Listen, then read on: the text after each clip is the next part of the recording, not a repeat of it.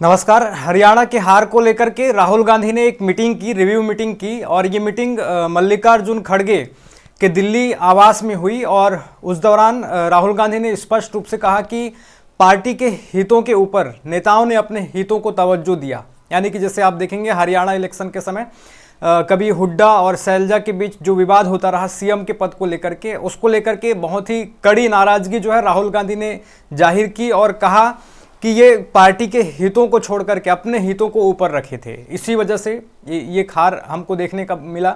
ऐसी फटकार जो है राहुल गांधी ने लगाई है।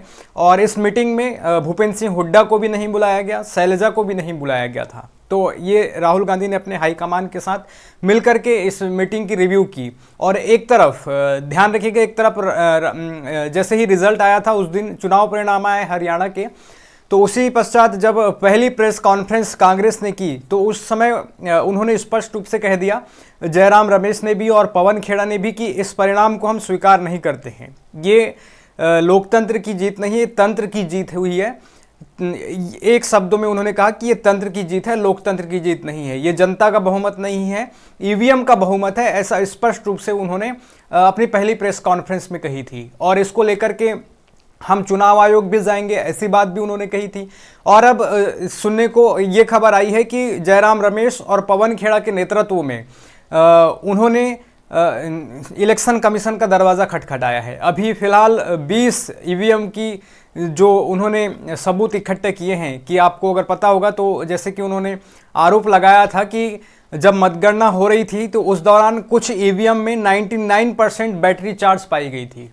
और आपको जैसे पता होगा कि अगर कोई भी डिवाइस हो, अगर वो फुल चार्ज है तो अगर वो काम कर रहा है लंबे समय तक, ईवीएम जैसे काम कर रहा था मतगणना करवाने से लेकर के मत जैसे वोट पड़ रहे थे उस दिन से ईवीएम काम कर रहे थे। और फिर वो स्ट्रांग रूम में रखा गया, फिर उसके पश्चात उसमें मतगणना की शुरुआत हुई तो बैटरी परसेंट कम होता।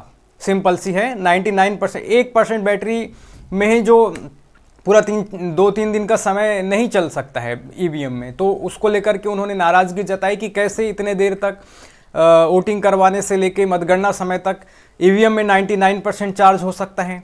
इसको लेकर के कांग्रेस ने सवाल उठाया और इन्हीं सारे सबूतों को जुटाने के पश्चात अभी लगभग 20 ईवीएम का सबूत जुटा करके वो इलेक्शन कमीशन के पास गए हैं। और 33 ईवीएम के ऐसे सुनने को मिला है कि वैसी धांधली हुई है। तो 13 ईवीएम के भी और जानकारी और सबूत जुटा रही है कांग्रेस, और उसको लेकर के भी इलेक्शन कमीशन पहुंचेगी। फिर 33 टोटल ईवीएम की जब डाटा सौंप देगी, उसके पश्चात इलेक्शन कमीशन का क्या रिप्लाई आता है वो देखेगी कांग्रेस। तो ये जानकारी निकल कर के आई है।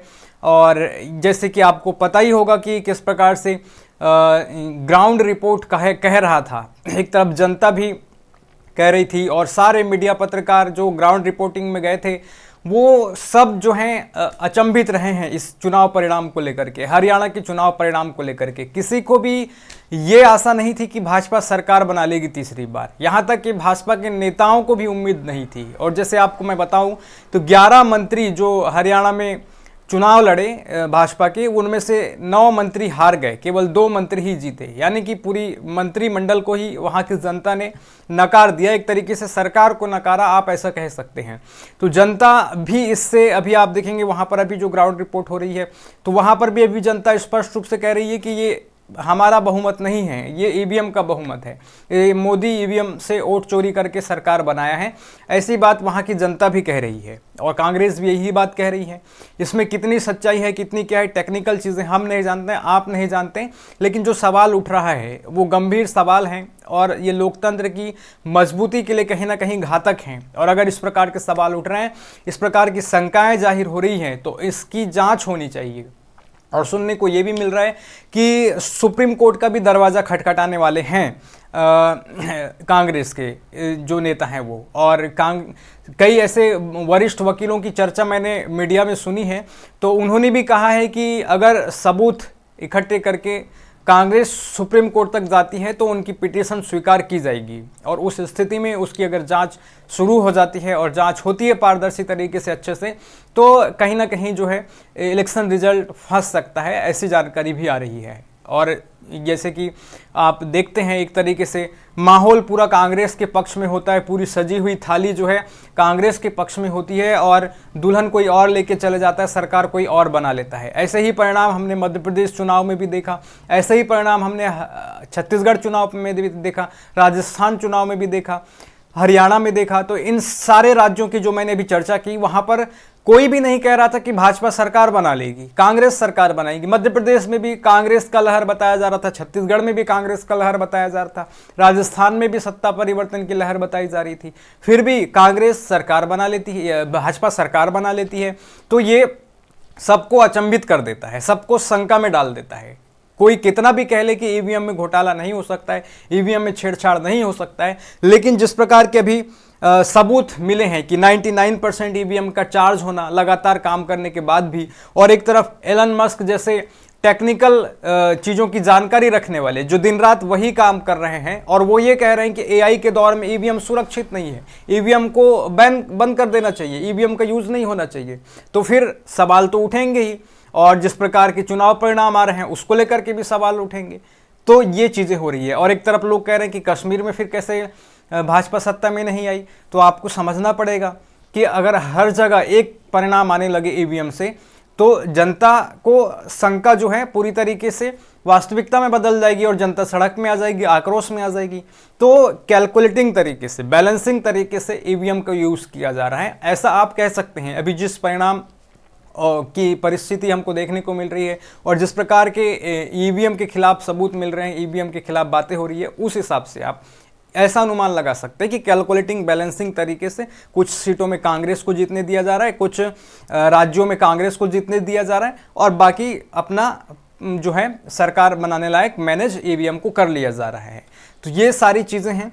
और हरियाणा का जो रिपोर्ट रहा, इस बार रिजल्ट रहा है, वो हर एक लोगों को जो है अचंभित कर चुका है। वहाँ पर जो ग्राउंड में जो पत्रकार थे, आप देखेंगे मेन स्ट्रीम मीडिया के बड़े से बड़े जो पत्रकार वहाँ पर ग्राउंड रिपोर्टिंग किए, फिर राजनीतिक विश्लेषक योगेंद्र यादव जैसे लोग, वानखेड़े जैसे लोग, फिर अजीत अंजुम जैसे पत्रकार, इनका भी जो है कहना था कि भाजपा जा रही है और कांग्रेस आ रही है। तो वो सारे जो हैं अचंभित हो चुके हैं। एक तरफ जनता भी वहाँ की कह रही है कि हरियाणा में भाजपा आ ही नहीं सकती थी, और पहले से ही वहाँ के किसान जो किसान आंदोलन में शामिल रहे, जिनके ऊपर मोदी सरकार ने लाठियाँ बरसाई, जिनके रास्तों में कीलें गाड़ी, तो वो भी कह रहे हैं कि भाजपा सरकार नहीं बना सकती थी। ये ईवीएम का परिणाम है, ये जनता का परिणाम नहीं है। ऐसी बात वहाँ के लोग कह रहे हैं। और वहाँ के लोग ये भी कह रहे हैं कि हम अब ईवीएम के खिलाफ भी एक बड़ा आंदोलन की तैयारी कर रहे हैं। और क्या कर रहे हैं उसकी कोई अभी उन्होंने स्ट्रेटेजी मीडिया के सामने नहीं बताई है, क्योंकि उन्होंने कहा कि हम अभी नहीं बताएंगे, हम एक पूरी तरीके से पूरे रूपरेखा के साथ हम सड़क पर निकलेंगे, ऐसी बात वहाँ की जनता कह रही है। और किसान आंदोलन अभी भी जारी है, जैसे भी आपको पता होगा। तो इन सब चीज़ों को लेकर के संदेह तो होगा ही। और अभी महाराष्ट्र, झारखंड में चुनाव होने हैं, फिर बिहार और दिल्ली में चुनाव होने हैं। अगर ऐसे ही अप्रत्याशित परिणाम अगर आने लगे भाजपा के ही पक्ष में, तो फिर लोकतंत्र रह ही कहाँ जाएगा भाई। और लोकतंत्र को बचाना केवल विपक्ष की जिम्मेदारी नहीं है, इस देश की जनता की भी जिम्मेदारी है, हमारी भी जिम्मेदारी है। और जैसे आप भाजपा समर्थित हैं, हिंदू राष्ट्र के समर्थित हैं, अंधभक्त हैं, तो आपको लगेगा कि यार सब कुछ बढ़िया चल रहा है, लेकिन ये सब कुछ बढ़िया नहीं है।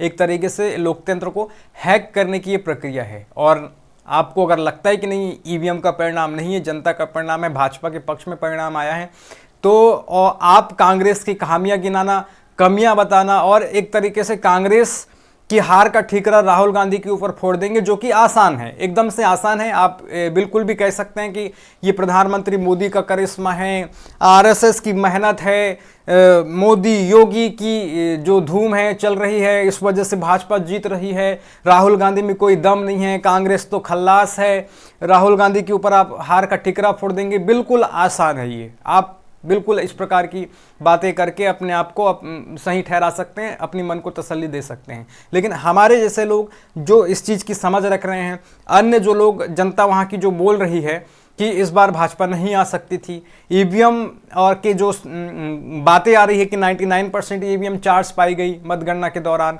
और जो ईवीएम 99% चार्ज पाई गई वहां पर केवल और केवल भाजपा के ही प्रत्याशी जीते या भाजपा को ही ज्यादा बहुमत मिला, कांग्रेस को बहुमत नहीं मिला। और जहां पर ईवीएम 60 से 70% नॉर्मल चार्ज थे, वहां पर एक नॉर्मल मतगणना हो रही थी, कांग्रेस कभी आगे या फिर भाजपा कभी आगे या बराबर की चीजें मतगणना की देखने को मिल रही थी।